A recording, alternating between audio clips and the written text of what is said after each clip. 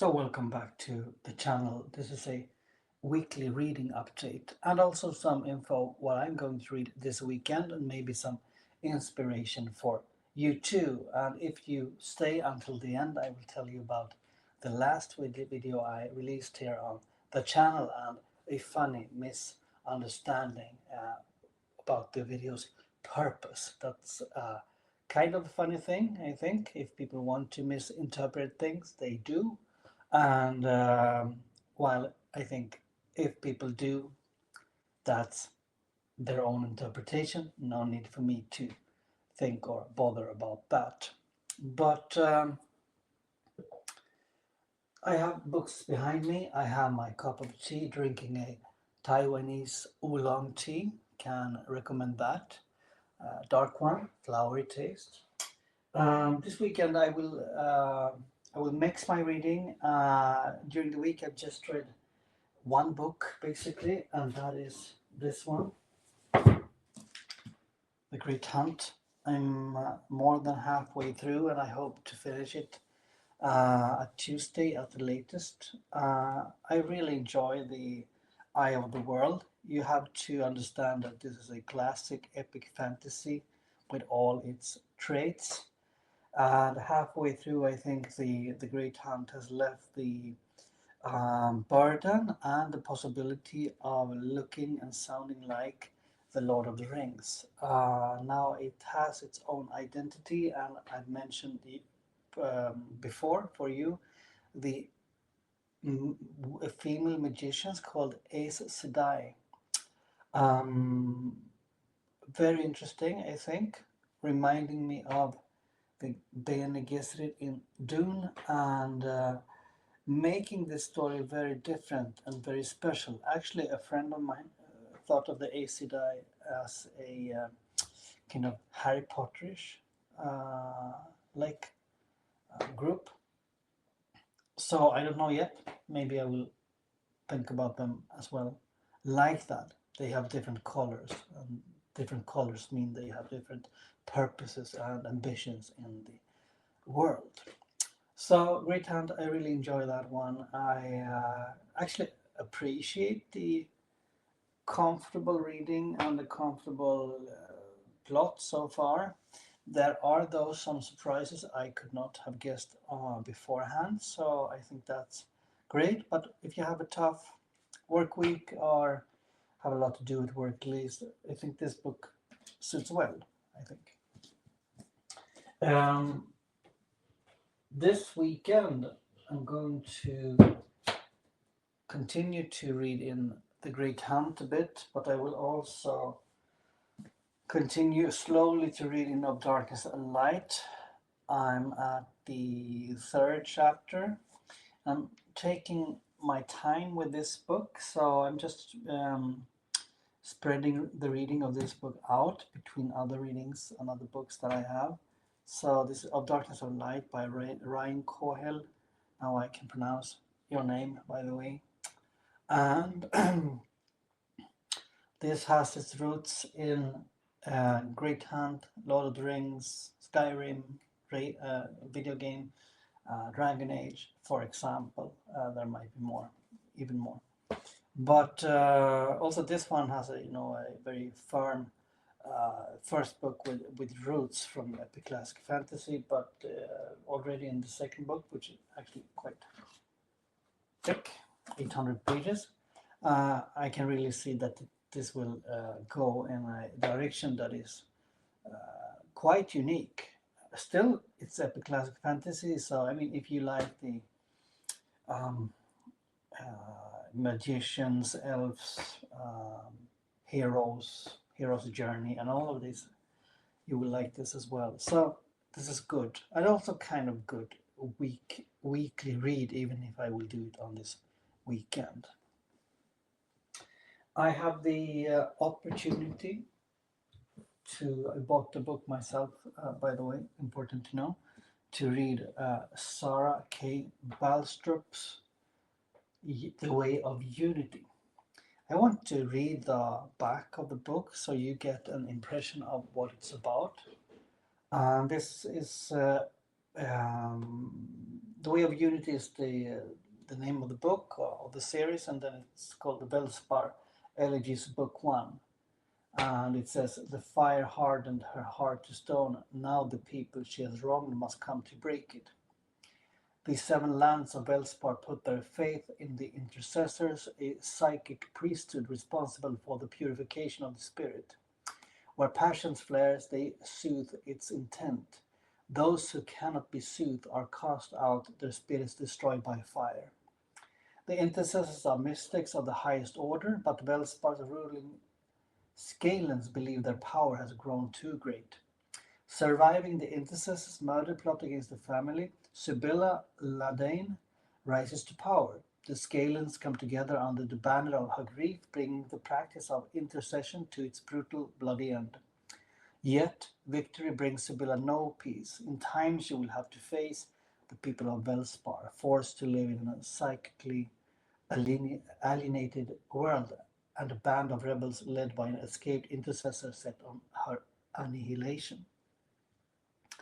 The author, Balstrup, Sarah K. Balstrup, is, has a few mentions here, or prizes: Book Life Editor's Pick, SPFBO semi finalist, and SPR finalist. So, and also been written about in the Grimdark magazine, and I'm going to interview, or have a conversation rather, with Sarah K. Balstrup later. So I'm looking forward to that, and I have the two books in the series so far. This one is for my weekend read. I also have the opportunity to learn to know many of you who follow the channel from time to time, and one of you is you, Rick. So very happy to have made a friendship with you. We are reading Shogun and going to make some preparatory talk, which is not recorded, but then we have the idea to make a recording about Shogun, and we are, I think we are 200 pages in now, and we will be 300 pages more on Thursday when we have the non-recorded talk together about Shogun. I enjoy Shogun. I think one of the main takeaways for me is the, learning to know the feudal Japan, the power struggles between the different dynasties in Japan during this era, 1400s, I think. Getting to know the Europeans who came to Japan to colonize, Portuguese and British, and also get a glimpse of the religious conflicts in Europe at that time between Catholics and Protestants. And we also get the perspective of prejudice against both groups, Japanese and Europeans, because you will follow the thoughts of the main characters. And the Japanese, not all of them, have prejudices against the Europeans, and vice versa. And then you have prejudice between Portuguese and English. So I think this is interesting, and there is a kind of a spiritual aspect, but mostly I would say it's military and political intrigue. So this one, Shogun, if you haven't read it, do it. If you watch the TV show, it doesn't matter. The book is always better, so do it.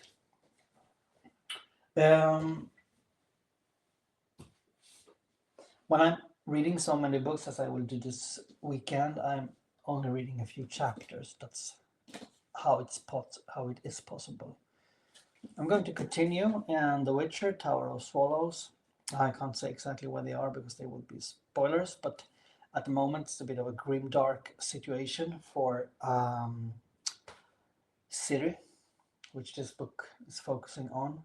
And I'm feeling ready for reading some grimdark this weekend, so I haven't done that a few weeks now. So, I mean, Witcher is never grim dark, but the Witcher world is tragic, full of poverty and full of tragic destinies, I would say. It's a world torn by war. Then I have this one, last book. I want to take a peek into a little bit more, and that is The Expanse by James S.A. Corey. He actually has released a new book. That's the sequel to The Mercy of Gods, which I hope to read more in the summer. I'm really up to read some, light sci-fi for a while, so I will do that. I think that can be fun. I really enjoy this one. Page turner like book, and let's see. I'm going to Gothenburg to a friend, a childhood friend, and then I will bring some books. Then I will try to finish The Sun Eater next week, then, and also the Book of the New Sun. So it's Kingdoms of Death, and it's the Claw of the Conciliator. So I have a lot of exciting things to read during the coming week. I will hope to tell you more about that. And so the big reveal about misunderstanding videos. I made a video this week about advice how to approach long epic fantasy series, and it was funny because I think I had the in the thumbnail like don't quit, or how to avoid quitting. And the picture was the Big Ten, Malasan Book of Fallen. So I got reactions on the video, which was funny because some of the reactions were like, well, if you don't, because they don't know me, so that's something for me to think about when it comes to thumbnails in the future. But many people thought that I did not have, the energy to finish Malasan Book of the Fallen and asked for help. As you know, I'm rereading the series and have no problem reading that one many times more. But I would say those who not so friendly comments, it was no problem there, I think. But you can choose to interpret things with good intent, or the vice versa. So the idea was, well, if you don't like it, just finish it. Why do you ask? Why do you ask this? Because if you don't like it, put it down. And it was these kind of comments like, if you think you need that kind of advice, this is no book for you. I thought it was just funny. So because of the passion I have for Malasan Book of the Fallen, so I was just smiling a bit actually. So keep that in mind if you make YouTube videos or maybe on other social media, that what the intent you have with posting the video is not the one that the viewers maybe will appreciate, or they will not have the same understanding as you for what you want to say or communicate. So that's a lesson for me, of course.